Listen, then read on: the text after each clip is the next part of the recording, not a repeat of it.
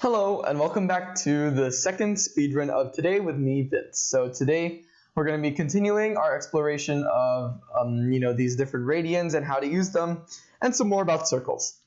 So let's jump right in. So we talked about drawing lines on a circle, but how about areas? Of course you know the area of a circle, but we need to talk about some specific parts. So if we have these 2 points A and B, and we draw lines from the center to them, we already talked about how this is the minor arc and the longer one is the major arc. Now we also need to talk about this area here. So this area, bounded by this minor arc and the lines between A and B, is called the minor sector, and this other area bounded by the major sector and the lines between A and B is called the major sector. So a slice of the circle is called a sector. It's the region enclosed by 2 radii and an arc. Yeah. And a segment is the region between a chord and the arc. So remember, a chord is just a line between two points on a circle, and so this can be called a segment over here. Now, one handy trick with radians is that the length of an arc can be simply expressed as the radius times the I don't have theta. Hold up. Let me just grab the theta symbol. But the length of an arc can be simply expressed as the radius times theta, where theta is the angle in degrees here. So if this angle is theta, then we can express this length of this arc as the radius times theta. So that's the length. And next for the area. So the area of a sector is simply 1/2 r squared theta. And this is because if we're deriving it, the angle in radians is the amount of the circle is theta over 2 pi, and then we're multiplying this by, say for the circumference, it's 2 pi r. So if we cancel this out, it's just r theta. And for the area, this would be theta over 2 pi times pi r squared.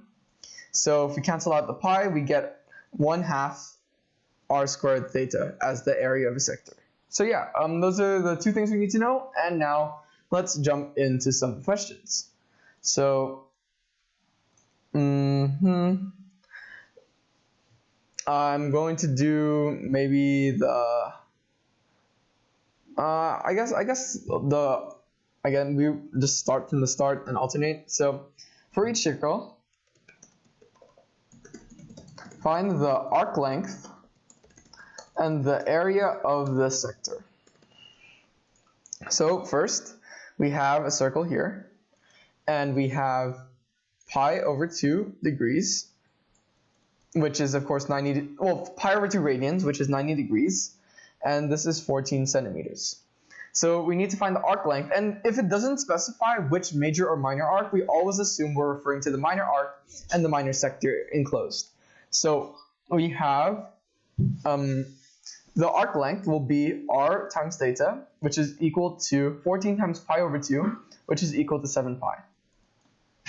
And the area will be 1/2 r squared theta, which will be equal to 1/2 times 196 times pi over 2. So this is equal to 0.5 times 196 divided by 2 again. So this is equal to 49 pi effectively. So yeah, nice clean numbers. Okay, for our second circle, we have it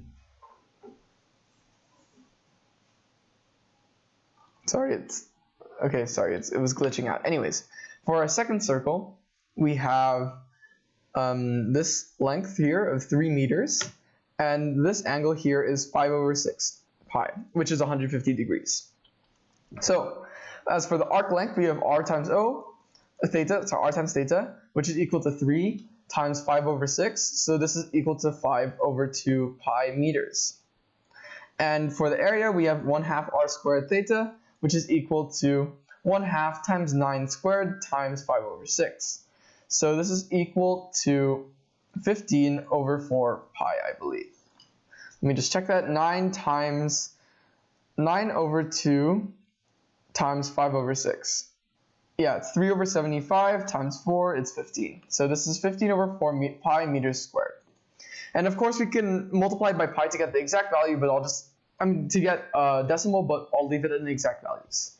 Next question. The sector formed by a central angle of pi over 12 has an area of 3 pi centimeters squared. Find the radius of the circle. Okay, so we know that the area is 3 pi squared, and the area is always equal to 1/2 r squared theta.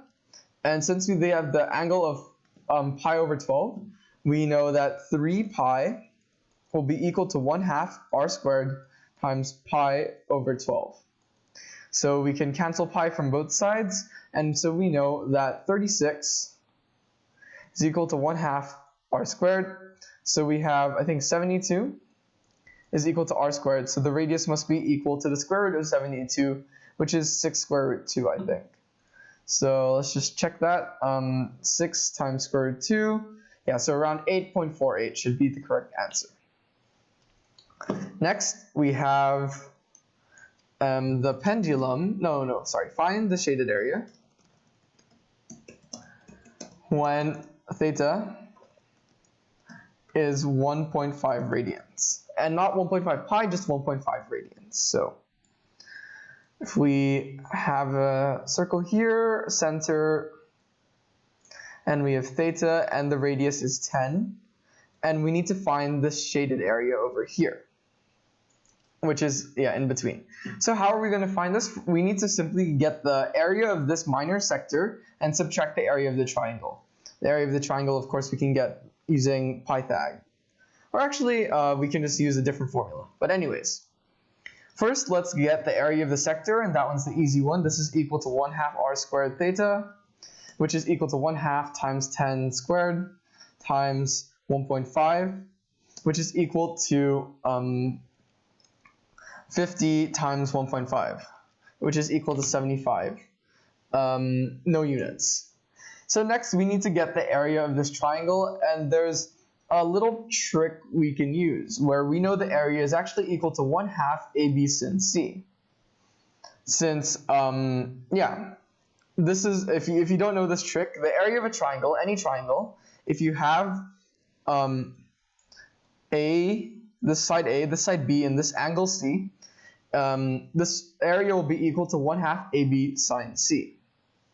So if you're plugging this into a calculator, however, be careful that your calculator should be configured into radians so you don't make mistakes. So I'm just going to change it right now to radians. And so we have 0.5 times 10 times 10 times sine, we have 1.5, so sine 1.5.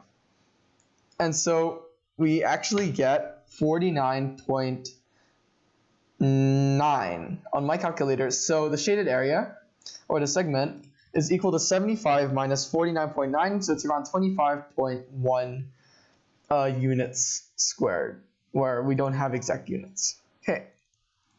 Yep. Finally, we have a question: verify that the radius of a sector with perimeter P is given by r is equal to P over 2 plus theta. Okay, so the radius of a sector with perimeter P. So if we get this sector, well, we know that the perimeter will be 2 r's, and then this will be r theta. So we have the perimeter P is equal to 2r plus r theta. So r is r times, it's lagging a bit. R times 2 plus theta will be equal to P, and so therefore R is equal to P over 2 plus theta. So yeah, that was pretty simple, and that was all for the speedrun. I hope you enjoyed, and I hope to see you in the next one. See you then.